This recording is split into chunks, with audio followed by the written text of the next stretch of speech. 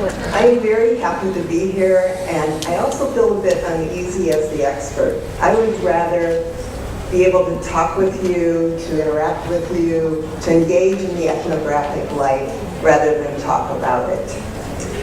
But here I am before you, hoping that my experiences in other parts of the world might contribute or connect in some way with your own struggles and experiences.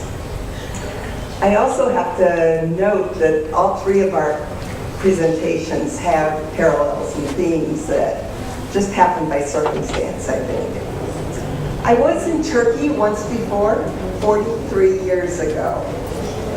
I am excited to return all these years later, and I'm full of gratitude to Ali Ersoy and Pelin Yashinobu, probably just murdered that, for translating my text, Becoming Qualitative Researchers into Turkish. And I'm also grateful to the publishers for bringing me here. I remember two words in Turkish from all those years ago, ekmek and teşekkür ederim. So teşekkür ederim for having me here. We live in the midst of uneasy times.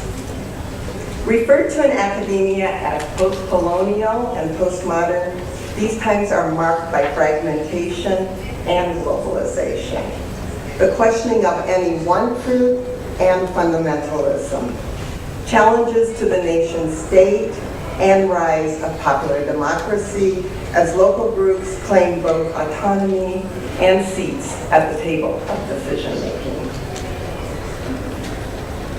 Economically, mega corporations wield greater power than many nations. How do I advance this? No. Okay, somebody help. How do I go forward?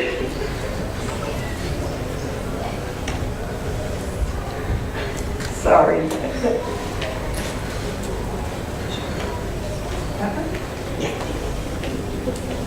I am not technologically competent.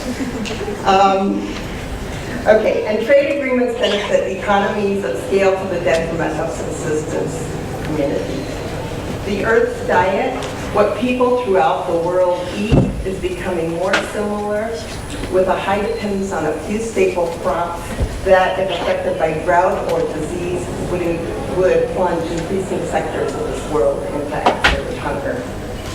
We are poisoning the water at such a rate that by 2025, it is estimated that 1.8 billion people, that's more than the total population of China, will live in countries with absolute water scarcity. We remove the tops of mountains for coal, and we create lakes of poisonous sludge from the processing. This happens in my own state, back in North Carolina, back home. Through improper disposal of trash into the oceans, we now have created large areas of small plastic particles, estimated to be about the size of Turkey or twice its size that sea creatures ingest. The world is losing languages at such a rapid rate, and with it the wealth of cultural and intellectual diversity that seeing, interpreting, and talking of the world in that language conveys. Less than 7,000 languages are spoken today, and nearly half are in danger of extinction this century.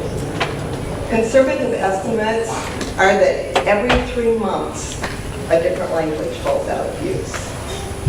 Political strife and conflict seem to be the pattern on all continents.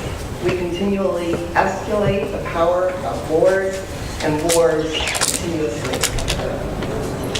The world is indeed a messy place, and we live in uneasy times. We stand at a threshold to very different possible futures, depending on the futures that we as individuals and as collectives make now. Some argue that people have been complaining about the state of the world since recorded times, and that may be.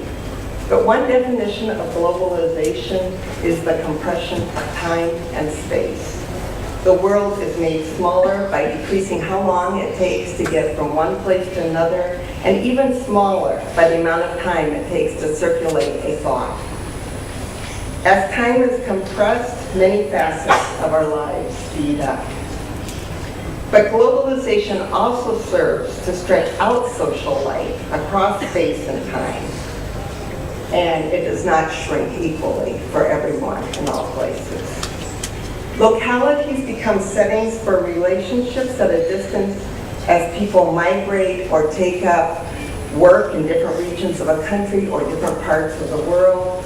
And yet many stay in touch with their home communities and a part of their home communities, living in a sense in multiple worlds. How do we as educators and as citizens respond to these uneasy times? What are our choices? I personally see three general ways of responding. We can be fatalists. The issues are too large. What can one person do?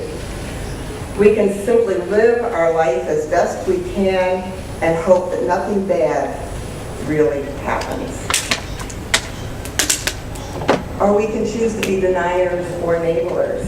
We can deny that any real problem exists and instead perceive the various dire situations as bumps in the road to progress. We can believe that we can use technology to address these problems of hunger or the loss in access to clean water.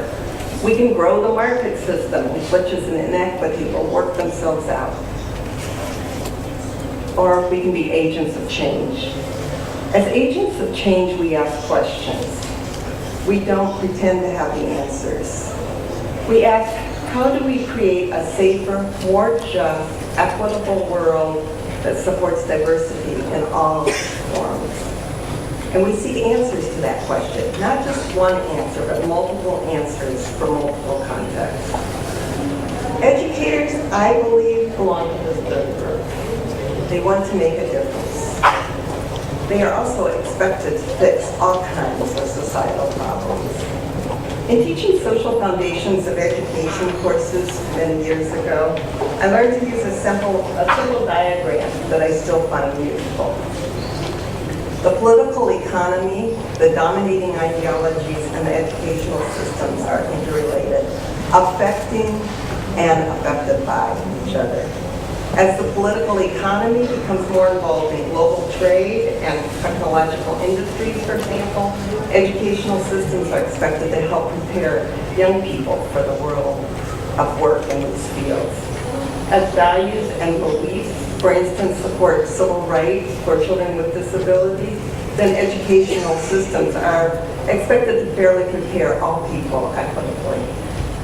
When problems plague the social, environmental, political, and economic sectors, schools and their teachers are asked to fix the problems, and to do so with few resources and without alienating any of the school's many constituents. Schooling can and has affected belief systems and political economies, but I see schooling as generally more acting in response to the demands of other sectors of society, rather than as a formative and equal player. So what possibilities exist for changing the situation, or for rethinking and reframing schooling? The Zapatistas of Chiapas, Mexico have said all along that they are not seeking to change the world, something that perhaps is impossible. Rather, they seek to create a completely new world, a world of hope.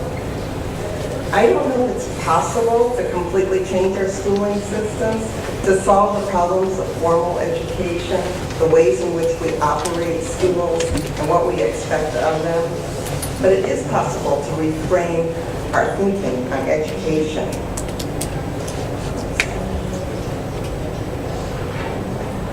Whoops, I'm sorry.